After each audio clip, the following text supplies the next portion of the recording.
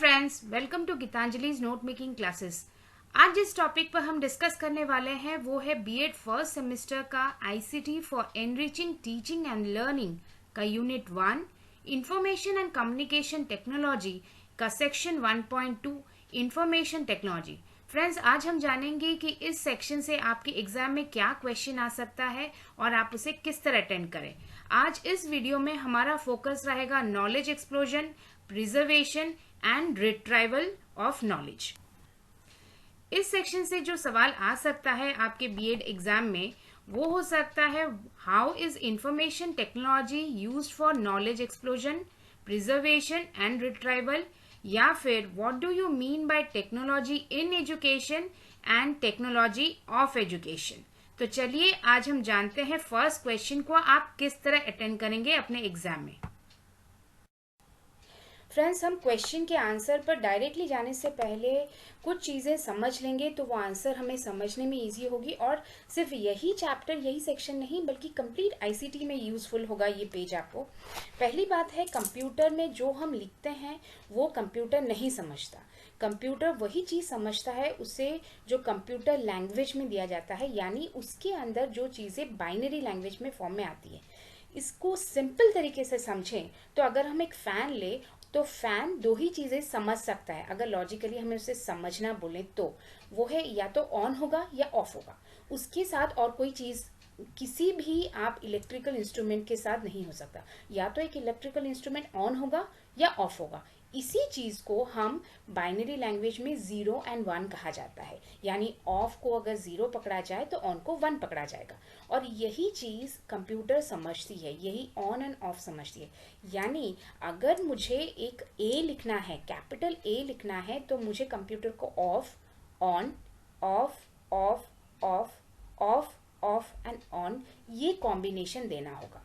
और binary language में जब इतनी सारी चीज़ें हैं तो हमें बहुत सारे वेरियस कॉम्बिनेशंस बनाने पड़ते हैं। उसके लिए कंप्यूटर लैंग्वेज में ये मिनिमम रिक्वायरमेंट रखी गई है जब डेवलपमेंट शुरू हुआ था कि एटलीस्ट 8 डिजिट होने चाहिए बाइनरी लैंग्वेज के, यानी 0 और 1 के कॉम्बिनेशन के एटलीस्ट मिनिमम 8 यूनिट्स होने चाहिए जो एक चीज़ को स्पेसिफाई करें।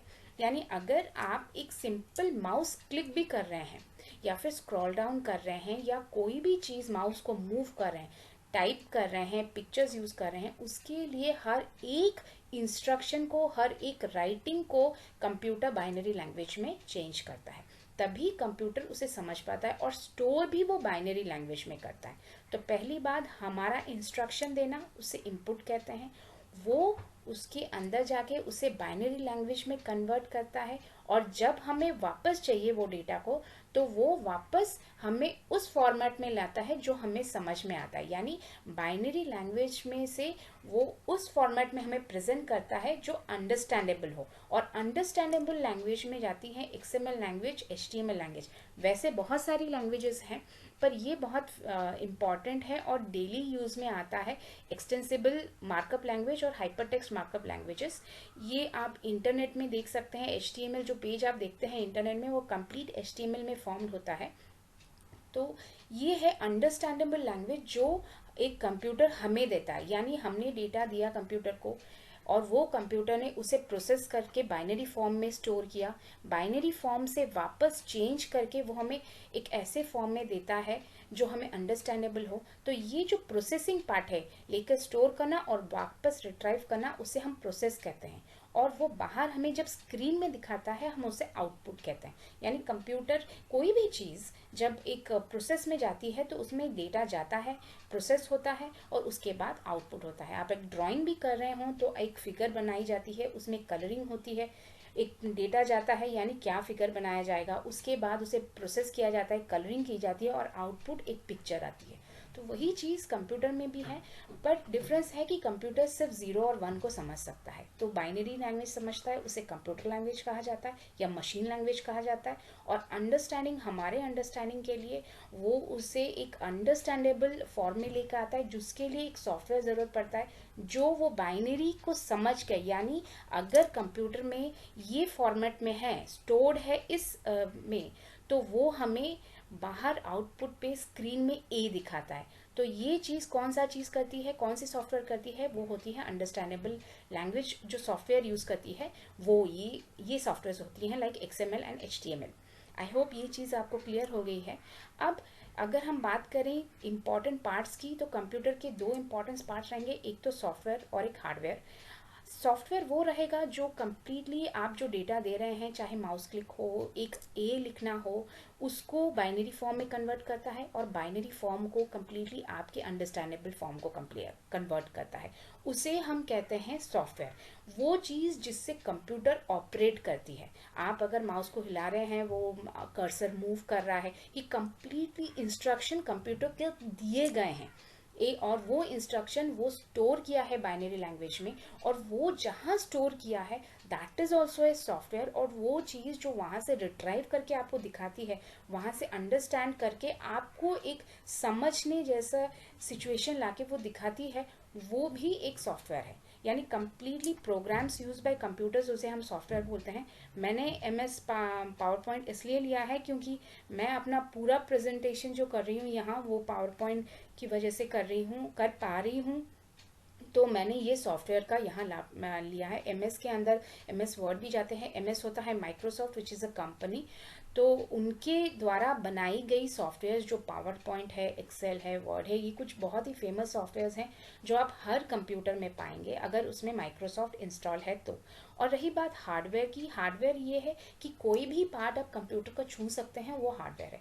आप अपना लैपटॉप या आपका डेस्कटॉप या मोबाइल पकड़े हैं, जो भी चीज़ आप पकड़ सकते हैं वो है हार्डवेयर। उसका स्क्रीन हो, उसकी जो मेमोरी कार्ड हो, उसके अंदर की जितनी भी चीज़ें हैं, वो चीज़ जो भी आप टच कर पाते हैं दैट इज़ हार्डवेयर। और वही चीज़ें उसे हेल्प करती हैं प्रोग्राम रन के लिए। तो part of computers which we can touch is the hardware, और इसमें मॉनिटर जाता है और माउस भी जाता है। और life cycle of a program ये ज़रूरी है क्योंकि यहाँ हमने समझ लिया कि ओके ये लैंग्वेज है जिसपे कंप्यूटर काम करता है, सॉफ्टवेयर है और हार्डवेयर है। पर लाइफ साइकिल प्रोग्राम होता क्या है, और अगर मुझे एक एजुकेशनल इंस्टीट्यूशन में, मेरे स्कूल में मुझे किसी चीज़ के लिए एक इंस्टॉल करना है सॉफ्टवेयर, तो वो क्या प्रोसेस होगा, तो उसे हम लाइफ साइकिल बोलते हैं। अगर मुझे जानना है कि बच्चों के जो एकेडमिक रिकॉर्ड है उसका एक लिस्ट में रखना चाहूँगी, तो उसके लिए मैं पहले मेरी प्लानिंग करूँगी कि मेरा रिक्वायरमेंट क्या है। और मेरा रिक्वायरमेंट है बच्चों का एकेडमिक जो मार्क्स है, जो उन्होंने पाया है अपने एग्जामिनेशन में, उसे स्टोर करना। तो वो मेरा रिक्वायरमेंट है। उसके रिक्वायरमेंट के लिए मैं देखूँगी कौन सा सॉफ्टवेयर यूज़फुल है, मार्केट में कौन कौन से सॉफ्टवेयर हैं, कैसे सॉफ्टवेयर हैं, वो मैं ढूंढूंगी। अगर मुझे एक्सेल मिल रहा है, ओके फाइन, एक्सेल अवेलेबल है। और अगर कोई पेड सॉफ्टवेयर है वो मुझे देखना है। उसके बाद उस सॉफ्टवेयर को इंस्टॉल करने के लिए मुझे किसी डेवलपर को लाना पड़ेगा, या फिर उसके इंस्टॉलेशन प्रोसीजर देखने पड़ेंगे। जैसे आजकल बहुत सारे इंस्टॉलेशन प्रोसीजर फ्री में ही मिलते हैं। आप देख सकते हैं download this file, download EXE files जो है, तो वो आप उसको डायरेक्टली इंस्टॉल कर सकते हैं अपने कंप्यूटर पर। तो उसमें आ जाएगा डेवलपमेंट और इंस्टॉलेशन। उसके बाद जब वो इंस्टॉल हो गया, फंक्शनिंग कर रहा है, अब उसे मेंटेनेंस की ज़रूरत पड़ती है कि कहीं कुछ खराबी आ रही है, कहीं डेटा ज़्यादा जा रहा है, या फिर डेटा प्रॉपरली अगर मैं नहीं दे पा रही तो वो एरर दिखा रहा है, वो एरर भी मुझे समझना पड़ेगा। तो ये जो सारी चीज़ें हैं उससे लाइफ साइकिल में कही जाती है। यानी complete process of planning, development of software, implementation of software and maintenance of a software for the organization। आप जो भी ऑर्गेनाइजेशन में काम करते हैं, आपके स्कूल के लिए जो भी रिक्वायरमेंट है, उस रिक्वायरमेंट के लिए जो कंप्लीट प्रोसेस हम एक सॉफ्टवेयर का लेते हैं, एक प्रोग्राम का लेते हैं, उसे life cycle of the program कहा जाता है। तो चलिए फ्रेंड्स, इसी अंडरस्टैंडिंग के साथ हम शुरू करते हैं क्वेश्चन, और उसे आप किस तरह डील करें। फ्रेंड्स, अगर आपका सवाल आता है कि how is informational technology used for knowledge explosion, preservation and retrieval, तो पहले आप डिफाइन कीजिएगा कि इंफॉर्मेशनल टेक्नोलॉजी क्या होती है, उसके बेसिक कैरेक्टरिस्टिक्स क्या होती है। उसके बाद आप जाके उसके यूजेस पे आइएगा। 3 यूजेस रहेंगी। पहला तो नॉलेज एक्सप्लोजन का रहेगा, दूसरा प्रिजर्वेशन ऑफ नॉलेज रहेगा, और तीसरा आप एंड करेंगे अपना आंसर रिट्राइवल ऑफ नॉलेज के साथ। चलिए अब इसे समझते हैं कि आप एग्जाम में क्या लिखेंगे। अगर हम समझे इंफॉर्मेशन टेक्नोलॉजी सिंपल टर्म्स में क्या होता है, इंफॉर्मेशन टेक्नोलॉजी एक ऐसी टेक्नोलॉजी है या ऐसा एप्लीकेशन है जिसमें हम डेटा यानी हमारा इंफॉर्मेशन जो है वो स्टोर करते हैं, ट्रांसमिट करते हैं एक जगह से दूसरी जगह को। जिस तरह आप टीवी में देखते हैं चीज़ें कहीं और ब्रॉडकास्ट हो रही हैं आपके पास आ रही हैं, या फिर फ़ोन कॉल से आप देख सकते हैं एक जगह से दूसरी जगह फ़ोन कर पाते हैं, यानी हम डेटा को ट्रांसमिट करते हैं, डेटा को चेंज भी कर पाते हैं, उसके साथ हम रिट्राइव करते हैं यानी वापस यूज़र के पास उसे दे पाते हैं। उस कंप्लीट प्रोसीजर को इंफॉर्मेशन टेक्नोलॉजी कहा जाता है। और इसको जब शुरुआत की थी इंफॉर्मेशन टेक्नोलॉजी, जब इनिशियल स्टेज में था, तो उसका बेसिक काम था कि डेटा को सिंपल प्रोसेस करना, यानी एडिशन, सब्सट्रैक्शन, मल्टीप्लिकेशन, डिवीजन जो है, ये जो सिंपल टेक्निक्स है, मैथमेटिकल टेक्निक्स है, उसे यूज़ करना। पर धीरे धीरे जैसे टेक्नोलॉजी बढ़ती गई, कंप्यूटर्स में एडवांसमेंट आती गई, तो इसमें कॉम्प्लेक्स मैथमेटिकल लॉजिक्स लगते गए और ये कोशिश की गई कि कंप्यूटर बहुत सारी चीज़ें समझ पाए। यानी अगर मैं माउस लेकर एक पर्टिकुलर जगह में क्लिक कर रहा हूँ तो उसका मीनिंग कुछ और हो, और अगर उसे थोड़ी दूर में किसी और जगह पे क्लिक कर रहा हूँ उसका मीनिंग कुछ और हो। यानी ओपन एंड एग्जिट, अगर दो बटन्स बनाए गए हैं और मैं माउस लेकर ओपन पर क्लिक कर रहा हूँ तो वो कोई और फोल्डर खोले, और क्लोज कर रहा हूँ या एग्जिट कर रहा हूँ तो वो फोल्डर बंद हो जाए। ये जो अंडरस्टैंडिंग है कंप्यूटर की, उसके लिए कॉम्प्लेक्स मैथमेटिकल कैलकुलेशंस की ज़रूरत पड़ती है। तो ये सेकंड लेवल आया, कैटेगरी आई कंप्यूटर्स की, जहाँ ये चीज़ हमें लिखनी पड़ी या फिर ये चीज़ कोड में देना पड़ा। और थर्ड जो लेवल आजकल हम देख रहे हैं आर्टिफिशियल इंटेलिजेंस का, जहाँ हम चाहते हैं कि हम जो रोबोट्स बनाएंगे वो अपने आप चीज़ों को मैनिपुलेट कर पाएँ, यानी हम थोड़ा इंस्ट्रक्शन दें, बाकी कुछ वो खुद अपने से जनरेट कर पाएँ। तो इस वो आता है थर्ड टाइप ऑफ जो कैटेगरी आएगी कंप्यूटिंग की, उसे लिखेंगे। तो इसी को आपको एक्सप्लेन करना है अपने आंसर में। आप लिखिएगा information technology is the application of computers and telecommunication equipment in store to store, retrieve, transmit and manipulate data. यानी इंफॉर्मेशन टेक्नोलॉजी ऐसा एप्लीकेशन है जिसमें कंप्यूटर्स यूज होती और टेलीकम्युनिकेशन यूज़ होता है। टेलीकम्युनिकेशन आप समझ सकते हैं कि जो हमारे एयरटेल है या फिर जियो है, इनके जो टावर्स हैं वो जाएंगी, सैटेलाइट्स जाएंगा, उसके साथ लैंडलाइन जी जाएंगी, इंटरनेट सर्विसेज जाएंगी, ये सारी चीज़ें टेलीकम्युनिकेशन में जाएंगी। तो कंप्यूटर्स और टेलीकम्युनिकेशन इक्विपमेंट्स जब एक साथ मिलके काम करती हैं, किस लिए काम करती हैं? Equipments to store, retrieve, transmit और मैनिपुलेट डेटा, उसे हम इंफॉर्मेशन टेक्नोलॉजी कहते हैं। और information technology is a synonym of computers and computer network. तो कंप्यूटर और कंप्यूटर नेटवर्क यानी हमारा जो टेलीकम्युनिकेशन है, ये टुगेदर इंफॉर्मेशन टेक्नोलॉजी है। तो हम इन सारी चीज़ों को कंबाइनली एक नाम देना चाहते थे और वो नाम हमने दिया इंफॉर्मेशन टेक्नोलॉजी। इसके तीन बेसिक कैटेगरीज हैं फ्रेंड्स। आईटी जब भी आप लिखें, जो शॉर्ट फॉर्म है इंफॉर्मेशन टेक्नोलॉजी को, दोनों को कैपिटल करके लिखें। क्योंकि ये इसलिए कह रही हूँ क्योंकि जब आप बहुत ज़्यादा लंबे क्वेश्चंस लिख रहे होंगे तो कहीं ना कहीं ये एक एटीट्यूड हमारा रहता है कि फर्स्ट जो लेटर है वो, जो अल्फ़ाबेट है वो कैपिटल हो, सेकेंड वाला स्मॉल हो, तो हम लिख देते हैं आई कैपिटल एंड टी स्मॉल हो जाएगा, तो वो आई टी ना होकर इट हो जाएगा। तो इसे आप थोड़ा ध्यान रखें लिखते वक्त अपने आंसर कि आईटी दोनों ही कैपिटल करें। IT involves three basic categories, इसमें तीन बेसिक कैटेगरीज हैं जिस तरह मैंने आपको एक्सप्लेन किया।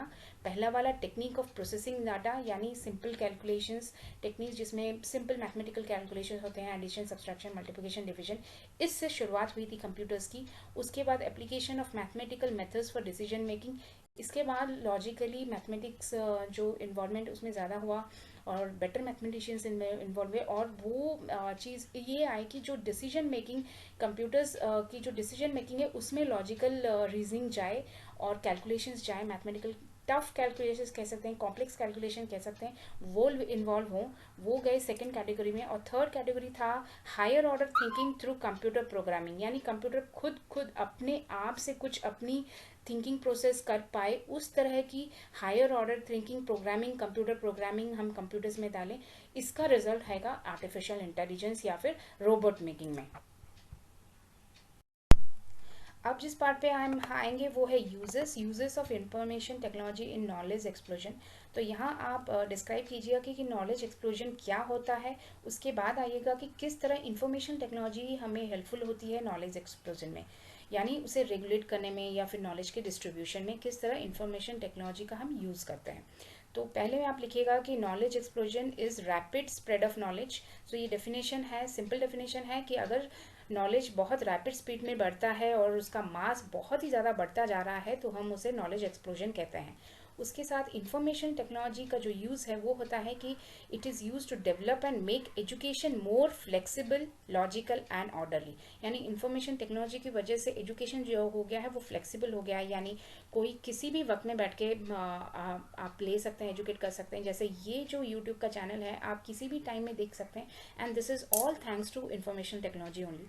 और लॉजिकल हो गया है, यानी प्रॉपर मैनर्ड है, एक प्रॉपर फॉर्मेट फॉर्म होता है, एक ऑर्डरली मैनर होता है, यानी फर्स्ट स्टैंडर्ड का जिस तरह का इन्फॉर्मेशन मिलता है बच्चों को वो सेकंड स्टैंडर्ड से अलग होता है, यानी किस बच्चे का किस लेवल में कितना नॉलेज मिलना चाहिए उस ऑर्डर में होता है। लॉजिकल होता है, यानी पहले ए आएगा, अल्फ़ाबेट्स आएंगे, ABCD पढ़ाई जाएंगी, उसके बाद जाके उसके वर्ड्स पढ़ाए जाएंगे, तो ये लॉजिकल होता है, फ्लेक्सिबल होता है और ऑर्डरली होता है। इसके साथ जो IT स्पेशलिस्ट होते हैं यानी IT डेवलपर्स होते हैं, चाहे वो हार्डवेयर्स के हों या सॉफ्टवेयर्स के हों, are responsible for selecting hardware and software development appropriate for an education or organization। यानी अगर आप कोई ऑर्गेनाइजेशन या एजुकेशन में आप अपने नॉलेज को स्टोर करना चाहते हैं, उसके लिए IT स्पेशलिस्ट आपको हेल्प करते हैं ये बताने के लिए कि कौन सा हार्डवेयर आपको यूज़ करना चाहिए, कौन सा सॉफ्टवेयर यूज़ करना चाहिए, कितनी बैंडविड्थ होनी चाहिए इंटरनेट की, क्या क्या चीज़ें आपको रिक्वायरमेंट है जिससे आपकी प्रोडक्टिविटी बढ़े या फिर आप जो भी रिक्वायरमेंट है आपका एजुकेशन इंस्टीट्यूशन में वो फुलफिल हो। उसके साथ लिखिएगा कि education knowledge explosion has made teachers to pass more information in less time. So this is a demerit actually. Knowledge explosion की वजह से टीचर्स को जो प्रॉब्लम आती है कि आज से 5 साल पहले जितना उन्हें एक 40 मिनट्स क्लास में नॉलेज बच्चों को देना था, आज वो नॉलेज कहीं ना कहीं 25 to 30% बढ़ गया है। तो उन्हें वही टाइमिंग के अंदर बच्चों को ज़्यादा नॉलेज देना पड़ता है और इसके लिए इंफॉर्मेशन टेक्नोलॉजी उन्हें बहुत यूज़फुल होती है। और कहीं ना कहीं आजकल इसी वजह से हर एजुकेशन में हम देखते हैं कि यूज़ ऑफ कंप्यूटर्स हो गया है, यूज़ ऑफ इंटरनेट यूज़ हो रहा है, इसलिए ताकि नॉलेज जो एक्सप्लोजन हो रही है हम बच्चों को इफ़ेक्टिवली वो चीज़ें समझा पाएँ कम से कम टाइम में।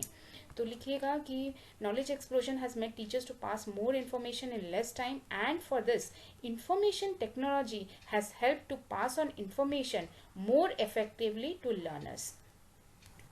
इसके बाद आता है use of information technology in preservation of knowledge. तो फ्रेंड्स जब प्रिजर्वेशन की बात आती है तो पहले आप व्हाट इज़ प्रिजर्वेशन लिखिएगा, उसके बाद आप लिखिएगा कि कंप्यूटर किस तरह प्रिजर्व करते हैं, क्या स्टोरेज डिवाइसेस होती हैं। थोड़ा हिस्ट्री भी बुक में दिया है तो आपको हिस्ट्री में लिखना पड़ेगा कि कौन सी वो डिवाइसेस फॉर्म हुई थी जिससे एक्चुअली प्रिजर्वेशन जो कॉन्सेप्ट है वो शुरू हुआ था, और जो रिमार्केबल थी हिस्ट्री में वो आपको लिखनी है।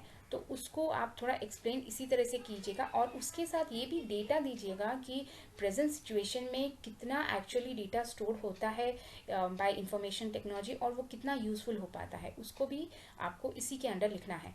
तो आप लिखिएगा preservation of knowledge is a process of maintaining the knowledge intact free from damage for future use. यानी प्रिजर्वेशन ऑफ नॉलेज वो प्रोसेस होता है जिसमें हम नॉलेज को मेंटेन करते हैं इंटैक्ट, यानी वो जिस फॉर्म में है उसी फॉर्म में हम उसे इंटैक्ट मेंटेन करते हैं। फ्री फ्रॉम डैमेज हम मेंटेन करने की कोशिश करते हैं ताकि कुछ चीज़ें उसमें से लॉस ना हो जाए, जो नॉलेज हम दे रहे हैं वही एग्जैक्ट नॉलेज हमें वापस मिले और कब वापस मिले, इन फ्यूचर यूज़। तो हमारे भविष्य के लिए कभी भी अगर हम कोई डेटा चाहें तो हमें उसी फॉर्मेट में मिले जिस फॉर्मेट में हमने उसे दिया था at the initial stage. Preservation of data is an essential part of IT। तो प्रिजर्वेशन ऑफ डेटा एक बहुत ही बड़ा पार्ट है IT का, क्योंकि जिस तरह हमने प्रीवियसली बात की कि पहला जो स्टेप होता है वो डेटा देना होता है, इनपुट ऑफ द डेटा होता है, उसके बाद डेटा को कहीं ना कहीं जो बाइनरी फॉर्म में स्टोर किया जाता है वो स्टोरेज होता है, that is preservation he only, that is preservation of data. उसके बाद रिट्राइवल आता है कि हम डेटा को किस तरह निकाल रहे हैं। तो it's a very important part of IT, and computers are developed with lot of storage devices which store tremendous amount of data। तो जिस तरह हमारा नॉलेज एक्सप्लोशन बढ़ रहा है, उसी तरह हमारे जो ड्राइव्स हैं, हार्ड डिस्क हैं या हार्ड ड्राइव्स हैं, उसकी जो कैपेबिलिटी है वो बढ़ रही है।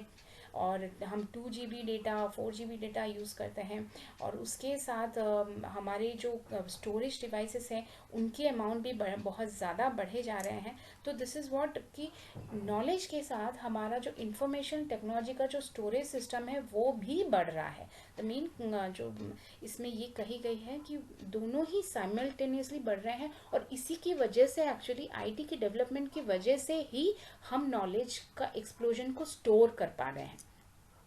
थर्ड लिखिएगा, जिस तरह मैंने बोला आपको थोड़ा हिस्ट्री लिखना होगा, तो आप लिखिएगा the earliest form of non-volatile computer storage was the magnetic drum in 1932 used in Ferranti Mark 1। यानी पहली बात नॉन वोलाटाइल, इसका मतलब होता है जो भी चीज़ हम इनपुट दे रहे हैं वो लॉस ना हो, कंप्लीटली हमें मिले, तो उसे हम नॉन वोलाटाइल कहते हैं, यानी कुछ चीज़ें लॉस ना हो। तो जो पहला फॉर्म ऑफ कंप्यूटर था जिसने हमें डेटा स्टोर करके उसी फॉर्म में, कंप्लीट फॉर्म में, बिना लॉस के वापस दिया था, वो 1993 में था, फेरेंटी मार्क 1। और वो किस टेक्नोलॉजी को यूज़ करता था? वो मैग्नेटिक ड्रम टेक्नोलॉजी को यूज़ करता था। ये कंप्यूटर्स बहुत बड़े होते थे, मैसिव साइज के होते थे, पर लेटर ऑन वही मैग्नेटिक टेक्नोलॉजी पर बेस्ड फर्स्ट हार्ड डिस्क बनाया गया, जो छोटा था कंपेरेटिवली, इनसे काफ़ी छोटा था। और उसे किस कंपनी ने बनाया? उसे बनाया IBM ने इन 1956। और आज भी हम हार्ड डिस्क में मैग्नेटिक डिस्क या मैग्नेटिक टेक्नोलॉजी का ही यूज़ करते हैं। उसके साथ एडवांस टेक्नोलॉजी भी आ गई है, ऑप्टिकल स्टोरेज भी आ गई है, ऑप्टिकल टेक्नोलॉजी, जो CDs एंड DVDs हैं वो आ गई हैं। पर आज भी हार्ड डिस्क में वही टेक्नोलॉजी यूज़ की जाती है, बट टेक्नोलॉजी इम्प्रूव हो गई है और साइज ऑफ हार्ड डिस्क छोटा हो गया है, एफिशिएंसी बढ़ गई है। बट जो टेक्नोलॉजी, जो बेसिक टेक्नोलॉजी 1932 में शुरू हुई थी, कॉन्सेप्ट वही है। तो आप इसके बाद लिखिएगा कि according to research in 2007 almost 94% of data was stored electronically and the amount of data are getting doubled in every 3 years। यानी वर्ल्ड का जो 94% डेटा है वो 2007 तक इलेक्ट्रॉनिकली सेव्ड हो गया था। इलेक्ट्रॉनिकली मतलब फ्रेंड्स आप इसे समझें कि सर्वर भी समझ सकते हैं आप, इसमें टेलीफोन और जो टीवी में जो डेटा आ रहा है उसे भी ले सकते हैं। Complete digital world, complete electronic world में जो भी डेटा है वो सारी डेटा आप ले सकते हैं। तो ये 2007 तक ऑलमोस्ट 94% जो डेटा है, वर्ल्ड डेटा है, वो इलेक्ट्रॉनिकली सेव्ड हो गया था। और हम जब नॉलेज एक्सप्लोजन की बात करते हैं तो यहाँ ये फिगर आप लिखिएगा कि हर 3 साल में डेटा डबल हो रहा है। यानी हर जितना डेटा आज आप देख रहे हैं अवेलेबल है वर्ल्ड में, नेक्स्ट 3 इयर्स में इसका डबल डेटा अवेलेबल होगा। तो उसी के हिसाब से स्टोरेज भी अमाउंट बढ़ रही है। उसके साथ दीज डेटाज, मतलब ये जो डेटाज रैपिड स्पीड में बढ़ रही है, they are either stored magnetically, या तो हम उसे मैग्नेटिकली स्टोर करते हैं इन हार्ड डिस्क, और ऑप्टिकली, जिस तरह मैंने बोला कि एक सेकंड जो ऑप्शन आ गया है जो फास्टर भी है, वो है ऑप्टिकली, वो सेव किया जाता है इन CDs और DVDs। फ्रेंड्स अब ये last part of the question आते हैं हम, और वो है use of informational technology in retrieval of data. यानी हमने स्टोर डेटा करने के बाद उसे रिट्राइव करना, यानी वापस लाना, वापस यूज़र तक पहुंचाना, जब उसके रिक्वायरमेंट हो उसे रिट्राइवल कहा जाता है। तो उसमें आप लिखिएगा पहले तो what is retrieval of knowledge, उसका डेफिनेशन लिखिएगा। उसके बाद वो सॉफ्टवेयर लिखिएगा जिससे हम रिट्राइव कर पाते हैं डेटा को। उसके बाद लिखिएगा एक्चुअली रिट्राइवल का प्रोसेस किस तरह होता है, किस तरह एक्चुअली लोगों को पहुंचाई जाती है। यानी अगर हम टीवी में एक चीज़ देख रहे हैं वो किस तरह की, फ़ोन में अगर देख रहे हैं डेटा रिट्राइवल, कोई बात कर रहा है आपसे और आप वापस बात कर रहे हैं, यानी दोनों तरफा होता है, बाई डायरेक्शनल होता है, और टीवी में आपके पास एक ही डायरेक्शन में आता है। तो इसी चीज़ों को किस तरह डेटा एक्चुअली रिट्राइव किया जाता है उसे एक्सप्लेन करना है और उसके यूजेस लिखने हैं। तो आप लिखिएगा कि knowledge retrieval is a process of returning information in structured and understandable form. इसका मतलब फ्रेंड्स, जिस तरह शुरुआत में ही मैंने आपसे बात की कि कंप्यूटर में जब भी कोई चीज़ रखी जाती है, स्टोर होता है, वो कंप्यूटर मशीन लैंग्वेज में चला जाता है, यानी बाइनरी फॉर्म में 0 से 1, और वो अंडरस्टैंडेबल नहीं होता। तो यानी अगर हमें वापस लाना है हमें हमारा नॉलेज को, हमारे डेटा को, तो हमें उस फॉर्म में लाना है जो हमें समझ में आए और स्ट्रक्चर्ड हो, हमारे हिसाब से हो। तो उसी को हम डेटा रिट्राइवल बोलेंगे कि ये एक ऐसा प्रोसेस है जिसमें हम इंफॉर्मेशन को वापस लाते हैं एक स्ट्रक्चर्ड फॉर्म में और एक अंडरस्टैंडेबल फॉर्म में। Most of the world's digital data is unstructured and stored in various physical format needed to be converted into XML structure for understanding, which is done by information technology।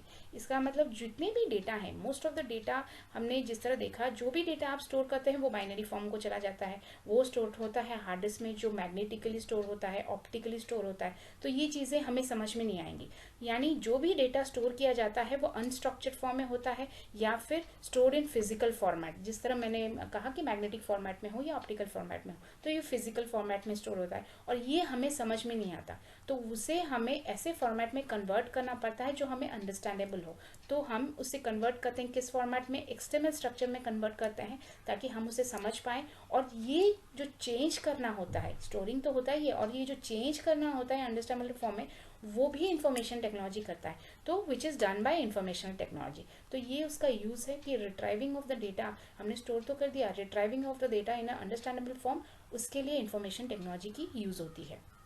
उसके बाद आप लिखिएगा कि software developed by programmers help in transmission, propagation and reception of data. यानी जो भी data आप चाहते हैं वो किस तरह एक्चुअली आप रिट्राइव कर रहे हैं। आप अगर एक टीवी में ब्रॉडकास्ट कर रहे हैं तो आप डेटा एक को नहीं दे रहे बल्कि एक बहुत बड़े एरिया के लोगों को देना चाह रहे हैं। तो आप इसे डेटा को ट्रांसमिट कर रहे हैं या फिर प्रचार प्रसार कर रहे हैं। उसके साथ अगर आप फ़ोन पे बात कर रहे हैं तो 1 to 1 डेटा जा रहा है, तो एक रिसीवर है, एक जो कहने वाला है वो है, तो इसमें रिसेप्शन आता है, यानी जो रिसीव करता है वो आता है। तो सॉफ्टवेयर प्रोग्रामर क्या करते हैं, डेवलप करते हैं वो प्रोग्राम्स जो हेल्प करती हैं डेटा को ट्रांसमिट करना, उसे प्रोपागेट करना और उसके रिसेप्शन करना। इसके साथ लिखिएगा कि retrieval of data deals with transmission of data in unidirectional channel through broadcasting और bidirectional channel in telecommunication. तो जिस तरह मैंने कहा आपको शुरुआत में ही कि डेटा जब भी आप रिट्राइव करना चाहते हैं तो ये रहता है कि कितने लोग उसे रिट्राइव कर रहे हैं, कितने लोग। आप टीवी में एक चैनल देख रहे हैं, लाइव टेलीकास्ट चल रही है, तो डायरेक्ट ब्रॉडकास्ट हो रहा है, तो आप देखेंगे लाखों लोग एक ही समय पर चीज़ें देख रहे हैं, बट ये एक ही डायरेक्शनल का है, यानी सेटेलाइट से डायरेक्टली आ रहा है, वापस नहीं जा रहा। तो उस जगह पे एक डायरेक्ट सिग्नल आता है, उसे हम ब्रॉडकास्टिंग कहते हैं। इसमें भी डेटा रिट्राइवल हो रहा है। और जब आप फ़ोन पे बात कर रहे हैं तो दोनों ही तरफों से डेटा जाता है और आता है, यानी सेटेलाइट की ओर जाता है, फिर वापस आता है, फिर वापस जाता है और फिर वो रिसीवर के पास आता है। यानी इसमें बाई डायरेक्शन होता है, यानी 2 डायरेक्शन। तो डेटा रिट्राइवल 2 तरीके से होते हैं। एक तो होता है यूनी डायरेक्शनल, जिसे हम ब्रॉडकास्टिंग कहते हैं, या फिर बाई डायरेक्शनल होता है, वो उसे हम टेलीकम्युनिकेशन कहते हैं। इसके साथ लिखिएगा कि IT helps in managing organizational data life cycle by hardware, software and maintaining, upgrading and replacing tools as per the evolution of technology। तो IT जो है, इंफॉर्मेशनल टेक्नोलॉजी जो है, वो क्या करती है, वो कम्प्लीटली एक ऑर्गेनाइजेशन का जो प्रोग्राम, जो भी उनके रिलेटेड प्रोग्राम्स है, उसके जो डेटा का लाइफ साइकिल है उसे मैनेज करती है। कैसे मैनेज करती है? उसे अप्रोप्रिएट हार्डवेयर और सॉफ्टवेयर देकर, और उन हार्डवेयर और सॉफ्टवेयर का मेंटेनेंस, अपग्रेडिंग और रिप्लेसमेंट IT ही करती है। और वो रिप्लेसमेंट या अपग्रेडिंग क्यों चाहिए होता है? क्योंकि नॉलेज एक्सप्लोजन हो रहा है, इसकी वजह से इतना ज़्यादा नॉलेज कहाँ स्टोर किया जाए, उसके वजह से टेक्नोलॉजी का भी एक्सप्लोजन हो रहा है। और इसी इवोल्यूशन ऑफ टेक्नोलॉजी की वजह से सॉफ्टवेयर का अपग्रेडिंग चलता है और उसके लिए मेंटेनेंस ज़रूरत पड़ती है, उसका अपग्रेडिंग और रिप्लेसमेंट ज़रूरत पड़ती है। और ये पूरा सिनेरियो, यानी life cycle of a program, किसी भी ऑर्गेनाइजेशन में क्यों ना हो, ये सिर्फ IT ही करता है। तो फ्रेंड्स, इसी के साथ ये क्वेश्चन फिनिश होता है। फ्रेंड्स, अगर आपको कॉन्सेप्ट क्लियर हो रहा है, टॉपिक समझ में आ रही हैं, तो इसे लाइक कीजिए, अपने फ्रेंड्स के साथ शेयर कीजिए, बेल बटन दबाइएगा और सब्सक्राइब करना बिल्कुल भी मत भूलिएगा ताकि मेरे लेटेस्ट वीडियोस आप तक पहुंचे। कोई भी डाउट हो प्रीवियस कोई भी चैप्टर को लेकर जिसको मैंने ऑलरेडी कंप्लीट किया है, इस चैप्टर को लेकर आप ज़रूर कमेंट बॉक्स में लिखिएगा, मैं उसका रिप्लाई करूँगी। Thank you.